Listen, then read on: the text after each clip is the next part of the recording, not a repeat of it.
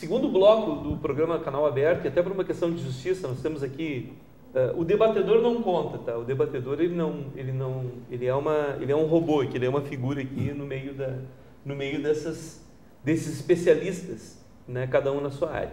Então nós temos aqui, pelo que eu vi, 3 cristãos, o Felipe pelo jeito também é cristão, né?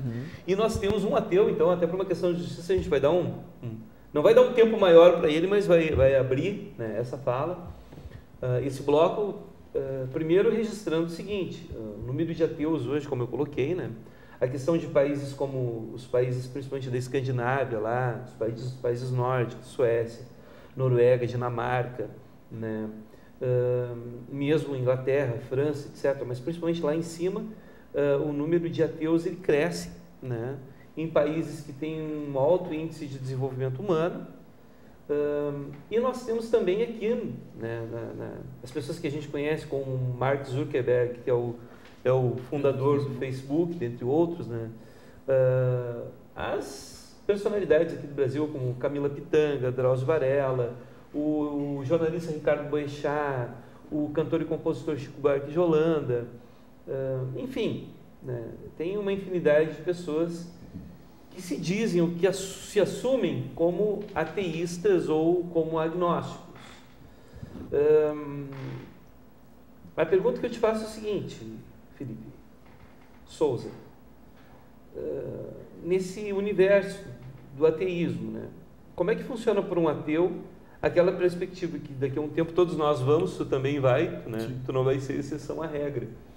Como é que tu imagina a tua cerimônia, né? Ou se tu imagina uma cerimônia fúnebre, um funeral teu, né?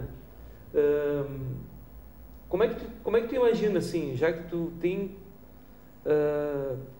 são 2 perguntas que eu tenho para te fazer. Eu gostaria que tu respondesse as 2 perguntas assim nessa mesma fala. Primeiro, como tu imagina o teu funeral, considerando que tu não gostaria de que não fosse nenhum religioso que fizesse a cerimônia, né? E segundo, quando tu te descobriu ateu ou agnóstico, como é que foi foi um processo?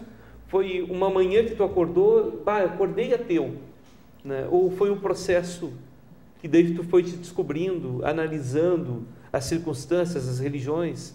Até porque essa experiência de descoberta, ela tem um nome que se chama epifania, né? Quando te dá aquela revelação, né? Os santos, o Santo Agostinho teve isso, né? O Buda teve isso, essas pessoas que têm essa, né? tanto os que tiveram assim importância, que tiveram relevância na questão da fé, como, digamos, os cidadãos comuns como nós, tá? Cada um teve a sua epifania. No momento que o senhor, padre, descobriu, né, que o senhor teria vocação para ser um religioso, né, para ter a sua vida dedicada à causa, né, do evangelho, do catolicismo, enfim, né? E aquele momento que tu tem que tu faz aquela descoberta, opa, hoje eu entendo que eu sou ateu. Como é que se deu esse processo? E também como é que tu imagina o teu funeral? O meu funeral, na verdade, a minha família é bem eclética, assim. Sim. A minha mãe, ela é católica, assim, fervorosa de se ajoelhar e rezar o terço. Meu pai, ele é evangélico, ele lê a Bíblia todos os dias. E a minha irmã é agnóstica e eu sou ateu. Então, a minha versão do meu funeral, sempre quando eu comento com a minha mãe, se eu partir antes que ela, né? Que seja feito o velório, a cerimônia comum, só que cortando a parte do ato religioso. Com certeza eu quero que as pessoas venham, me prestem homenagem, se despeçam do corpo ali. Mas não quero que tenha padre, não quero que tenha pastor, tu não pensa em convidar alguém para... Eu não me sentiria ofendido, porque a pessoa que convida um padre para rezar uma missa, rezar um velório, na verdade ela está pensando no meu bem, no ponto de vista dela. Assim, quando a pessoa diz para ti, vai com Deus, eu não fico bravo quando a pessoa fala isso, porque para ela é uma coisa boa. Não vou debater com a pessoa horas ali por causa disso, entende? Então, na verdade, eu o enxergo como um ato de caridade da pessoa que está fazendo. E na tua ótica, eu não acredito que exista, mas se existir, tá bom, ele já me abençoa. Pode ser sim, não? Já sai do lucro também. Esse daí é o agnóstico. Sim, esse é o agnóstico. Daí seria o agnóstico. Exatamente. O ateu justamente não... por isso. A pergunta foi, a colocação foi em termos de brincadeira, sim. Mas é isso. A questão do agnóstico, olha... O agnóstico ele é um ateu em cima do mundo. Se acontecer, né? Então, acredito que Pode ser que tenha, mas enquanto não me provarem, nem cientificamente, mas racionalmente, aí eu acredito. Sim, até eu sou bem crítico em relação a Deus. No meu ponto de vista, se ele aparecesse na minha frente, mesmo assim eu o negaria. Eu não aceitaria Deus. E o agnóstico não, ele é uma pessoa que ele não acredita na fé comum, mas ele tem a sua desconfiança que pode existir um ser superior, mas que a gente ainda não tem conhecimento dele. Perfeito. Ele é um ateu em cima do muro. Perfeito, tá.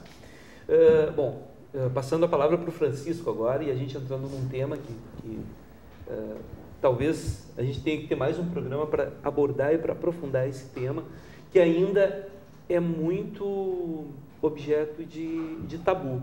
Ele é um tema velado, que é a questão do suicídio, né? E nesse sentido, como é que um espírita vê o suicídio? Como é que a doutrina espírita trabalha o suicídio?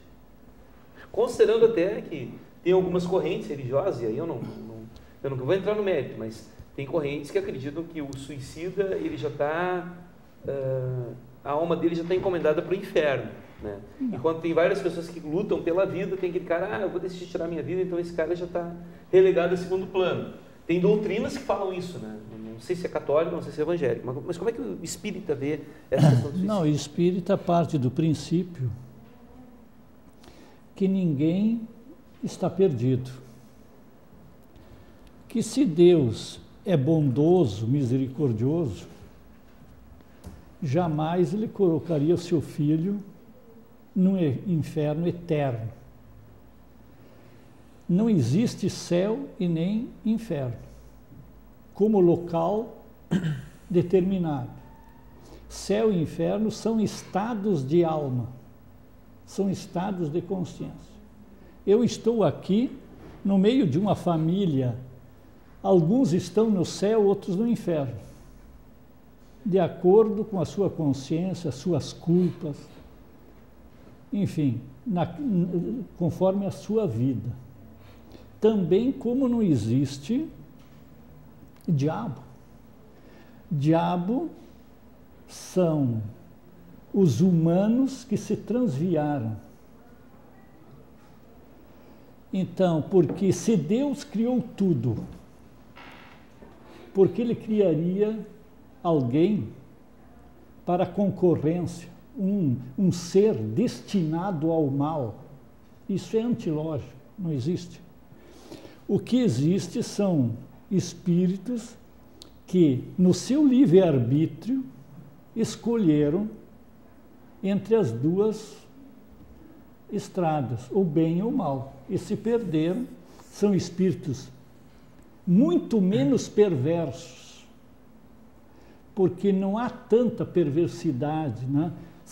Há mais é ignorância, porque o mal não existe.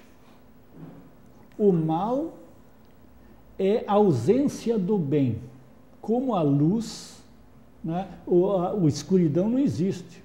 É só tu acender um fósforo, termina a escuridão.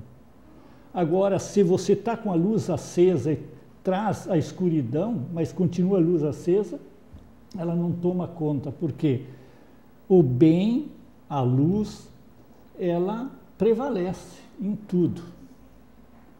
Então, se Deus nos rege, nos governa por uma lei, por isso não existe também milagres. Jesus fazia milagre pelo seu poder espiritual. Mas alguns dos milagres que ele fez, e o pessoal saiu curado, alguns dias depois adoeceram, porque eles não se reformaram. Ele já dizia, vai e não peques mais, para que coisa pior não te aconteça. Então, se Deus instituiu uma lei, Ele nos governa por essa lei, e Ele é perfeito, Ele jamais faria uma lei imperfeita. Então, se a lei é imperfeita, tudo o que me acontece é perfeição. Porque as dores, as aflições, elas são necessárias a nós para o nosso crescimento. Não é castigo, é aprendizado. Né? Certo. Então, mas no caso específico, até o nosso amigo aqui, né? Ele se diz ateu, mas eu acho que assim, ele é bastante cristão, porque ele fecha com a linha de Cristo. Pelo que ele está fazendo aqui em Novo Hamburgo, no bairro, pela participação dele na sociedade, pelo amor que ele tem pelo ser humano, né? Talvez ele não aceite Cristo como seu guia, mas ele está no mesmo caminho. Sim. Até mais do que muitas pessoas que estão lá na igreja gritando, aquela coisa toda. Porque ainda é necessário a nós religião. Um dia talvez não será mais necessário, porque o resumo de todas as religiões, e um dia nós vamos chegar lá, é o amor. Perfeito. Mas uma pergunta, assim, o camarada cometeu o suicídio. Tá. Na doutrina espírita, o que acontece? Morreu, o que aconteceu com ele? Objetivamente, o que a doutrina espírita fala sobre isso? Sobre essa passagem? Ele cometeu um dos equívocos piores, digamos assim, para a sua vida. Que ele destruiu a sua própria vida, que foi a vida que Deus lhe deu para essas atividades, para esta vida da matéria. Então ele abortou, digamos assim, a sua vida. E ele terá responsabilidade sobre isso. Essa responsabilidade não é castigo novamente, não é punição.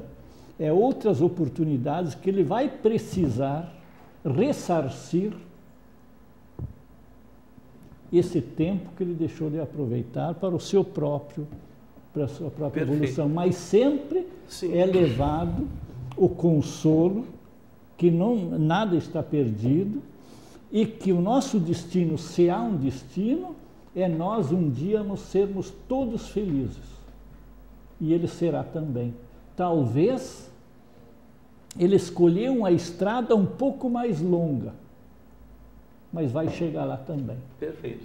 Padre, mesma pergunta que eu vou fazer para o senhor. Como é que a Igreja Católica, como é que a teologia vê esse indivíduo que cometeu o suicídio por desesperança, ele está automaticamente fadado a ir para o inferno, ele está condenado, a alma dele está condenada, não tem mais volta? Como é que funciona isso? E como é que funciona isso assim, do ponto de vista até da história? Né? Como é que os papas, como é que os santos trabalharam essa questão? Se tem algum registro nesse sentido? Sim, houve um desenvolvimento eclesiológico, houve um desenvolvimento da própria teologia quando se depara com o suicídio. Mas o que é mais importante, que a doutrina católica, a teologia católica hoje considera, é o que leva a pessoa a cometer o suicídio, e não o suicídio em si. Porque uma pessoa que chega ao ponto de cometer suicídio, ela não está... há que se fazer duas perguntas aqui. Né? Ela quer desistir da vida ou ela quer acabar com o sofrimento? Aqui é que é interessante, você compreende? As pessoas que buscam o suicídio como como alternativa, olha, eu ouso dizer que a grande maioria não quer terminar com a vida.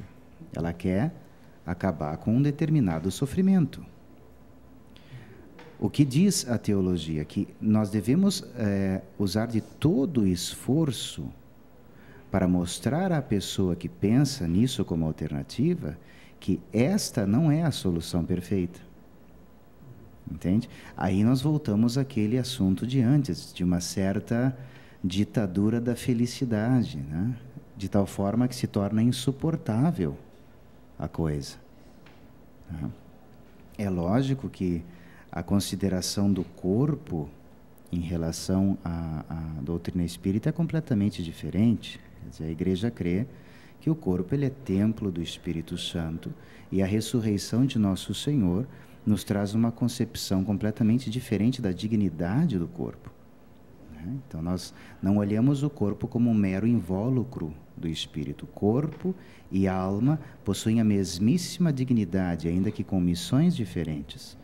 Então, o que acontece aqui? Não é uma casca que eu deixo aqui para trás e depois pego outra casca. Se trata de duas dignidades. O homem, ele é constituído de matéria e espírito. Só que, se eu tenho a concepção de espírito como algo imaterial, então eu vou olhar as coisas de um jeito. Se eu olhar para o espírito como matéria refinada, aí eu concebo, inclusive, a ideia de evolução. Evolui aquilo que se modifica aquilo que tem matéria. Se o corpo se a alma é imaterial, como ela se modifica? Então, nós cremos numa maturidade, num amadurecimento e num processo, num desenvolvimento espiritual acerca da consciência da vida espiritual. Os católicos creem, sim, no inferno, creem no purgatório e creem no céu. Afirmar que o inferno não existe é a mesma coisa que dizer que não há livre-arbítrio. Vamos todos para o mesmo lugar e para a mesma situação, em tempos diferentes, não importa então o que se faça. Então, não é preciso, teoricamente, nenhuma moral e nenhuma lei. Também, eu entendi o que quis dizer quando chamou o Felipe de cristão, mas no que diz respeito à moral. Né? Então, se te consola, você não se torna cristão só porque pratica uma moral cristã. Né? Então, é importante isso, você não perde a sua identidade nesse sentido. E o que torna uma pessoa cristã é quando ela crê em Cristo, como segunda pessoa da Santíssima Trindade, ser divino e humano, 100% homem, 100% Deus. Né? Isso é o que me define como cristão. Aquele que crê em mim, ele diz. Né? Não se trata aquele que faz o que eu faço somente. Isso está incluso como consequência daquele que crê.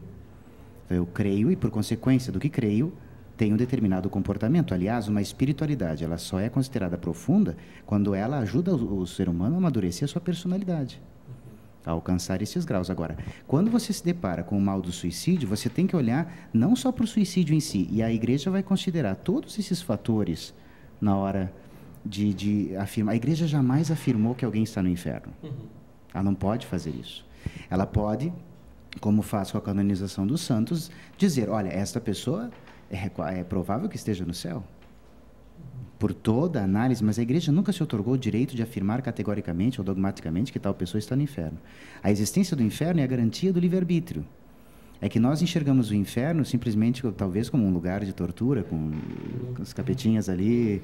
Né? É óbvio que essa tortura toda se trata apenas de uma visão, né, da negação de ser quem devo ser. Mas o inferno nada é do que o lugar ou estado de alma daqueles que não quiseram. Ponto. Okay? E existe essa liberdade. Então, a pessoa ela está, por exemplo, num surto psicótico, tá? Ou ela tomou uma cartela de remédios, ela está desesperada, ela quer se livrar do sofrimento. E num ato de tentativa de livrar-se do sofrimento, ela tem como consequência a morte. Bom, cremos num Deus misericordioso, num Deus que é infinita bondade. E, obviamente, essa pessoa ela não vai ser submetida, cremos nisso segundo a doutrina, a um julgamento exatamente como uma pessoa que, por livre, consciente, sabendo exatamente o que está fazendo, negando, querendo tirar a própria vida, corta o pescoço. Então, uma coisa é a pessoa que busca livrar-se do sofrimento, outra coisa é a pessoa que desiste da vida. O martírio possui a sua glória por isso. Mártir não é o que desiste da vida, é aquele que quer viver. Mas a consequência de sua vida trouxe a morte. Então, por isso, existe todo esse louvor em cima do mártir. Mas é importante nós perceber que o suicídio, ele adentra essa cultura de morte hoje como uma alternativa normal, como uma alternativa comum. Quer dizer, eu estou sofrendo, eu não encontro mais um sentido, e aí eu retorno de novo àquilo que nós estávamos falando. Se eu não deposito o sentido da minha vida em algo transcendente, ou em algo além, ou que seja na memória. Vamos olhar lá para o que o Felipe estava dizendo antes, né? Eu gostaria que o meu nome estivesse numa escola, que seja a memória. Se eu não deposito o sentido da minha vida em algo que vai além dessa existência física, então nada pode ser suportável. Sim. Né? Então, a igreja, ela vê o suicídio como uma alternativa fora de questão. Independente da situação. Mas é importante, antigamente nem se faziam os funerais dos suicidas. Né, porque havia essa concepção enterrado no cemitério, longe dos demais, ou do fora lado de fora. Por quê? Porque não se concebia a possibilidade ou a ideia de que a pessoa terminasse com a vida. Claro, com o advento da psicologia, com o advento de todas essas outras ciências que ajudaram a compreensão do ser humano na sua profundidade emocional, a igreja para só um pouquinho. Então, pode ser que essa pessoa não estava querendo terminar com a vida, mas, em sim, acabar com o sofrimento. Então, nós temos que ser misericordiosos, né? E se alguém convidar um padre para o teu funeral, pensa no seguinte, ó, os funerais são relativamente não, os funerais são para os vivos. É para quem fica que a gente está rezando. Porque aquela pessoa que já, né, que já acabou a existência, bom, ou ela está no seu juízo, né, ou foi ao inferno, ou foi ao céu, foi ao purgatório, isso deixamos na mão de Deus. Mas quando nós nos reunimos para rezar por um defunto, é importante que saibamos, estamos rezando por aqueles que ficaram ali, né, para encontrar esperança e força para seguir adiante. Felipe, na tua pesquisa, essa questão do suicídio que foi enterrado fora, tu encontrou alguma coisa? Não? Sim, até publiquei uma fotografia em Sampainho, né, no interior lá de Santa Clara, de um cemitério onde realmente o túmulo foi bem distante, né, dos demais. E isso não é muito comum encontrar nos cemitérios da nossa região, porque a nossa região é uma região que cresceu muito, então esses cemitérios eles expandiram, alcançou o túmulo, como disse o padre, e outros detalhes, né? Os cemitérios foram, boa parte nesses municípios maiores, desmanchados, principalmente as lápides antigas, né? Para dar lugar a novas lápides, né? Novos mortos ali enterrados, digamos, né? Mas a questão do suicídio ela está muito ligada a também as famílias de origens germânicas, né? Tanto é que os países nórdicos têm os maiores índices de suicídio da Europa, e a gente vê na descendência aqui, né? Apesar de que isso é tabu, isso é muito velado, mas famílias que tiveram vários integrantes que se suicidaram. O curioso é que muitos que se suicidaram aos 89, aos 92, aos 93, né? E detalhes mais, como a mãe que se suicidou, mas antes matou as crianças, o pai que matou a filha e que depois se suicidou. Só que naqueles antigos, o que a gente diz em alemão nos Todesanzeige, os necrológios ou os obituários, né, dos jornais, dos periódicos da época, é muito interessante a diferença naquela época com os dias de hoje, onde no obituário era apresentado detalhes, inclusive sobre todo o processo, de tal forma, hoje, por exemplo, faleceu a pessoa. Claro que na comunicação a gente sabe que muitas vezes não é publicado para que não possa, eu não tenho um estudo psicológico sobre isso, mas que talvez não possa gerar outros, né, suicídios, mas naquela época era relatado, inclusive, essa pessoa passou 2 semanas, claro que sem ainda um desenvolvimento tão grande, como o próprio padre falou aqui, da psicologia, né, da psiquiatria, com a linguagem da época, né? A pessoa passou 2 semanas fora de si, ou a pessoa passou 3 semanas, né, dificultando a vida dos parentes, assim, umas coisas assim, muito curiosas, né, no registro, mas que ao mesmo tempo era descrito ali, né, naquele jornal, no obituário da pessoa. Então, volto a dizer,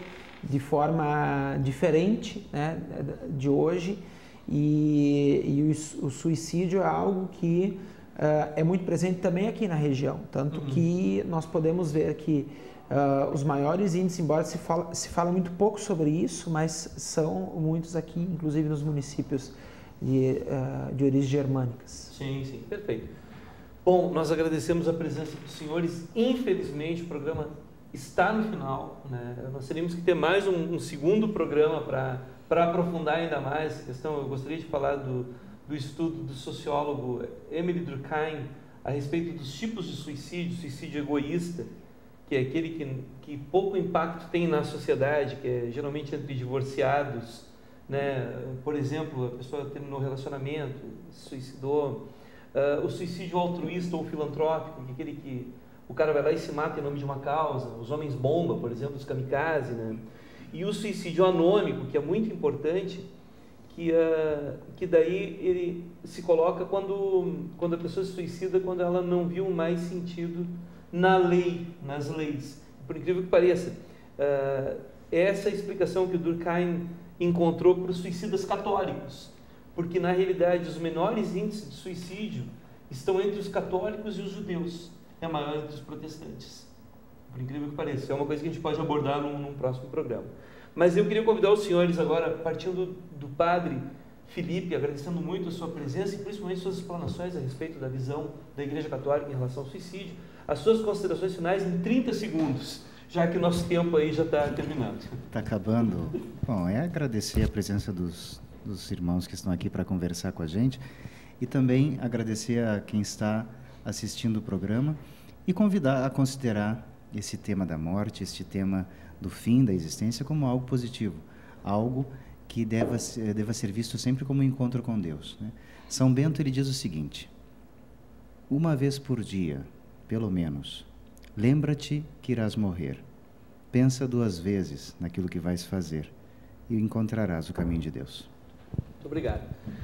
Nosso jornalista, historiador e vereador, Felipe Cohn Braun, suas considerações finais em 30 segundos. Bem, obrigado pela oportunidade de estar aqui, né? Um cumprimento especial aos Filipes aqui que nos ladeiam, né? Ao padre Felipe, ao Felipe da Comur, Felipe que trouxe também informações muito interessantes, Francisco, aliás todos, né? Todos aqui nas suas áreas, aos telespectadores da Vale TV, canal 14 da NET, dizer assim da alegria que é sempre estar aqui e falar sobre esse tema. Como digo, é um tema que nós não podemos encarar como um tabu, deixar de falar ou diminuir, porque é um tema que eu até digo assim, você disse no início que é a única certeza da vida. Um professor meu da Fevale dizia que as certezas da vida é morrer e pagar imposto, isso ninguém escapa, né? Então assim finalizo hoje a minha parte do debate. Perfeito. Eu agradeço muito a presença também do Francisco Batista da União Municipal Espírita e suas considerações finais, 30 segundos. Agradeço pela oportunidade, concordo muito com o que o padre Felipe disse, né, sobre os suicidas, que ninguém quer fugir da vida. É o sofrimento que muitas vezes nós temos dificuldade de aguentar. Por isso a misericórdia de Deus, ela é sublime a todos aqueles que estão sofrendo, e Ele, como um Pai misericordioso, saberá, né, fazer justiça muito mais que nós pensamos. Então, tudo na mão de Deus, que é nosso Pai, e nós estamos aqui com a obrigação de nos tornar melhor, mais éticos e mais morais, dia após dia, nesta caminhada. Perfeito. Muito obrigado. Suas considerações finais, o Felipe Souza, representante da ATEA, Associação dos Ateus Agnósticos, Associação Brasileira dos Ateus Agnósticos. Somos 170 mil associados. 170 mil associados. Eu quero agradecer a oportunidade. Eu acho que aqui em Novo Hamburgo é a primeira vez que se trata o assunto do ateísmo. Eu gostaria que tivesse mais debates, assim como nós tivemos hoje, sem preconceito, um alto nível, eu diria, onde nós ouvimos a opinião de cada um, não tivemos nenhum momento de agressividade, nenhum momento de debate mais forte, podemos dizer assim, e que se mantenha assim, que as pessoas vejam que o ateísmo não é um bicho de 7 cabeças, é uma pessoa como qualquer outra. Perfeito. Até fica o desafio aí de nós fazermos um debate sobre o ateísmo, sobre o agnosticismo. Vamos convidar aí mais 3 representantes, né? Porque é importante isso, porque nós estamos também lutando contra o preconceito e a favor da diversidade. Então a gente agradece muito a tua presença também. E encerramos o programa Canal Aberto de hoje com uma frase de Schopenhauer, que diz o seguinte: perdeu o medo da vida quem perdeu o medo da morte. Muito obrigado, uma boa noite e uma boa semana.